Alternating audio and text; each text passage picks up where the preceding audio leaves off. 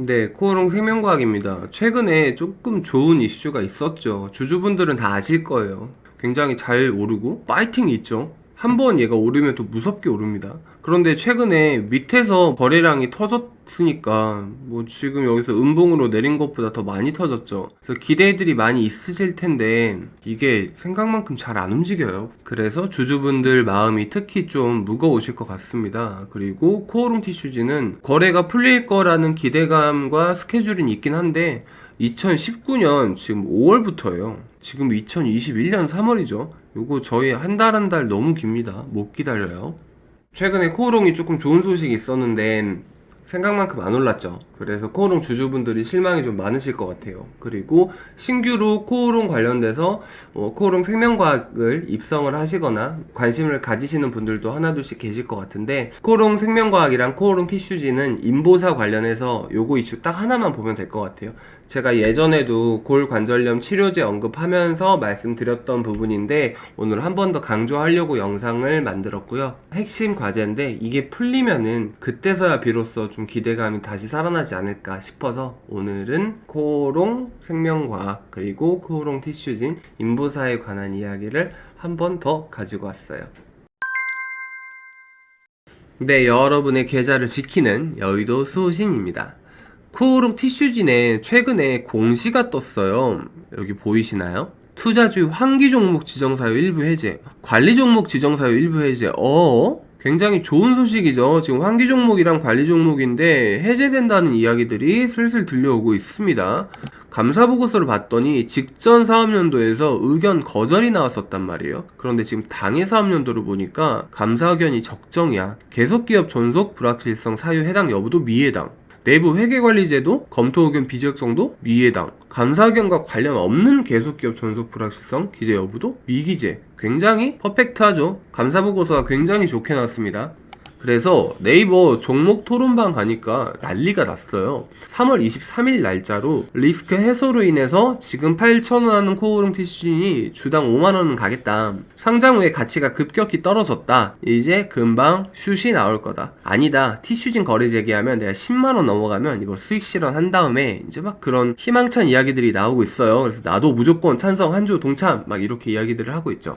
그런데 그 이전에 어떤 일이 있었냐면 3월 17일이에요. 코오롱 생명과학에서 코오롱 티슈진 적정 보고서가 나오기 일주일쯤 전에 관리 종목 지정 이런 이야기들이 있었어요. 당일날 3월 23일은 어떤 이야기가 떴었냐면 단기 차입금이 증가된다는 공시가 떴었어요. 사실 저도 지금 이런 주제의 영상을 찍는 게 굉장히 마음이 안 편하거든요. 그래도 이걸 토대로 판단을 하시면 조금 더 낫지 않을까 싶어서 이렇게 영상을 찍고 있는 거고요. 빠르게 분석을 좀 해보겠습니다. 코생이 지금 관리 종목 지정이 된 건은요, 3, 4업연도 중에 2, 3업연도가 자기자본 50% 초과한 법인세 비용 차감 전 계속사업 손실이 발생을 해서 그렇고요. 그 다음에 4, 4업연도 연속으로 영업손실이 발생을 해서 그래요. 그러니까 회사 상황은 바이오조 치고도 급격하게 나빠지고 있습니다. 그래서 코생이 야 이제부터 너네 관리 종목이야 라고 해서 19년도 이후로 다시 관리 종목이 지정이 된 거고요.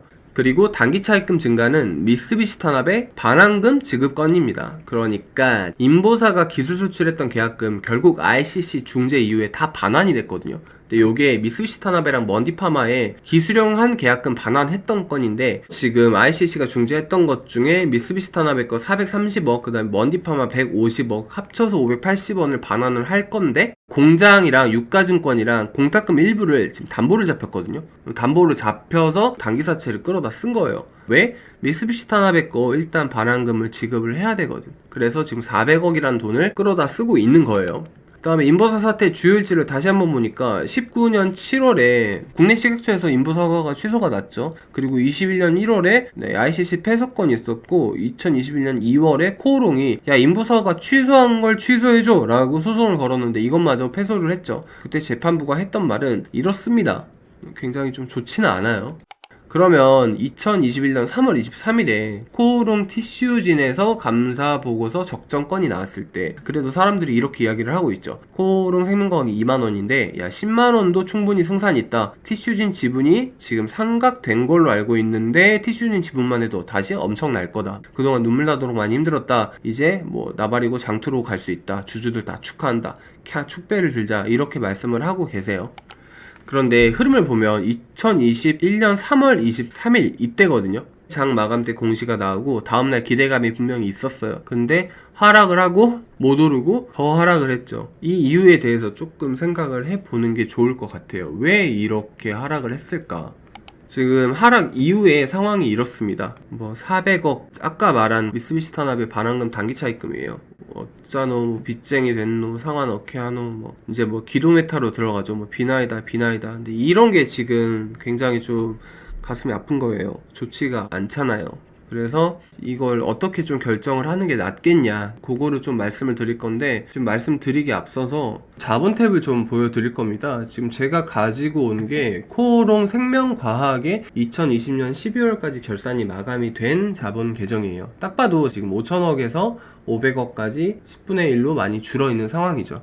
주의 깊게 보셔야 될 게 이익잉여금이 800억, 300억 됐다가 2019년에 마이너스 900억만큼 나서 결국 결손 마이너스 600억으로 돌았어요. 그리고 나서 2020년에 마이너스 400억 결손이 추가가 돼서 결국 결손 마이너스 1044억으로 종결이 됐는데 자기자본이라고 불리는 자본 총계를 좀 보시면 자본금 57억 보이실 거예요. 자본잉여금 1680억이랑 기타 자본 마이너스 8억이랑 이익잉여금인데 지금 결손금이죠. 마이너스 1044억 보이실 건데 요거의 합을 이제 자본 총계라고 보는데 이게 마이너스로 전부 돌아버리면은 완전 자본 잠식이 됩니다. 그리고 코오롱 생명과학은 자본금 자체가 57억으로 굉장히 작죠. 그러니까 이 자본 총계가 자본금보다 더 낮아지기 시작하면 부분 자본 잠식이라는 상황에 들어가게 되는데 코오롱 생명과학은 자본금이 원래 애초에 너무 작기 때문에 그런 궤도 기간이 없이 바로 완전 자본 잠식으로 흘러 들어갈 공산도 있어 보여요. 이런 흐름이 1년에서 2년 정도가 지속이 된다라고 하면. 그리고 지금 결손금을 막기 위해서 자본잉여금 탭을 좀 건드려야 되는데 요걸 건드리려면 감자를 할 수밖에 없거든요. 그러면 아마 감자 공시가 나오고 나면 또 종토방에 감자탕 뭐다 막 그런 소식들이 들려올 경우의 수도 있습니다. 지금 상태에서 계속 지속이 된다라고 하면. 그래서 이런 부분도 조금 객관적으로 봐두시는 편이 좋으실 것 같고요. 무엇보다 제가 지금 오늘 이 말씀을 올리려고 이야기를 이어나가는 건 아니고 요거 하나를 꼭 보셔야 될 것 같아요. 핵심적인 거.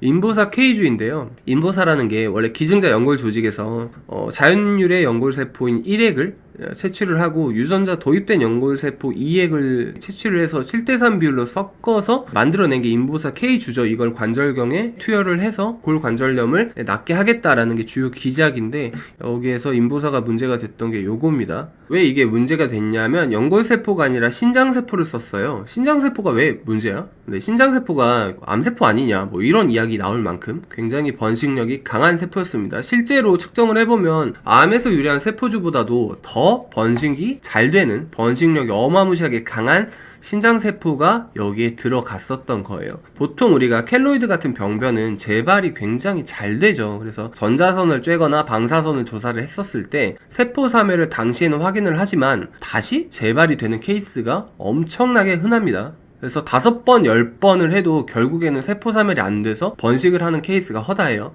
그런데 이 신장세포도 마찬가지 케이스로 번식력이 너무 강하다 보니까 사실 방사선을 조사를 하고 세포사멸을 확인을 해도 100% 사멸이 안 되는 케이스가 굉장히 많겠죠. 그래서 이게 주요 문제였어요. 이것 때문에 인보사가 식약처에서 처가 취소가 났었던 거고. 그러면 우리가 오늘 봐야 될 거는 이 구간에서 코오롱 티슈진이 감사보고서가 적정이 낮다고 이거를 좋아할 게 아니라 지금 이 주가의 가장 큰 문제는 뭐예요? 인보사의 주요 기작이 망가졌다는 게 문제예요. 왜냐면 관절 낫겠다고 관절 주사 맞았는데 거기서 이상한 세포가 계속 번식하면 안 되잖아요. 이 회사는 사실 인보사가 어떻게 되냐 마냐에 따라서 주가가 움직일 거예요. 코오롱 티슈진이 감사보고서를 적정을 받냐 안 받냐가 아니라. 그래서 우리가 지금 봐야 될 건 인보사의 기작이 어떻게 흘러가느냐, 지금 상태에서 묻히고 쓸 수 없는 상태가 지속이 되느냐, 아니면 획기적인 무언가가 나와서 인보사의 핵심 원리가 주주가 다시 정상 작동을 하느냐, 그걸 봐야 될 겁니다.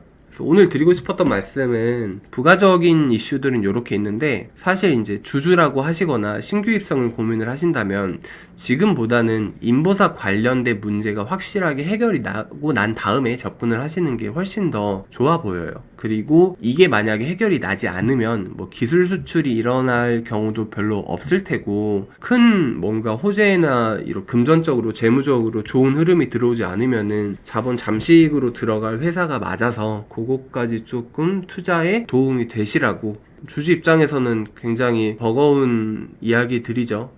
저도 마음이 안 편한데 그럼에도 불구하고 좀 말씀을 올렸습니다. 그러면 오늘은 여기까지 정리해서 말씀을 드리고요. 저는 다음 영상에서 더 좋은 컨텐츠로 찾아뵙도록 하겠습니다. 그럼 다들 건강하시고 성투하세요.